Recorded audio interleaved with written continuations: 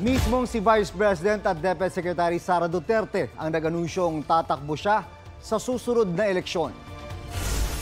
Sinabi yan ni... Ako ang igsuon, si Mayor Baste o ako ang maguwang, si Congressman Pulong, nagsulti sila nga di sila mudagan.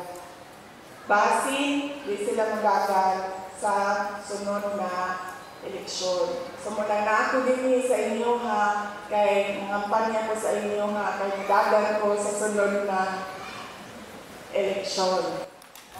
Sinabi yan ni Duterte sa kanyang pagbisita sa Barangay Bago Galliera sa Davao City.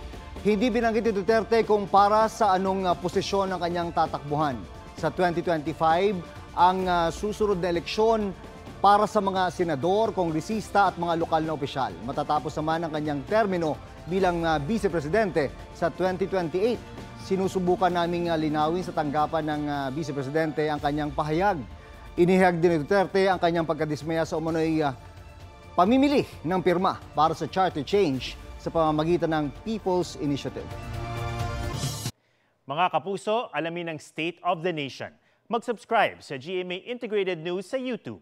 Sa ating mga kapuso abroad, samahan niyo kami sa GMA Pinoy TV at sa www.gmanews.tv.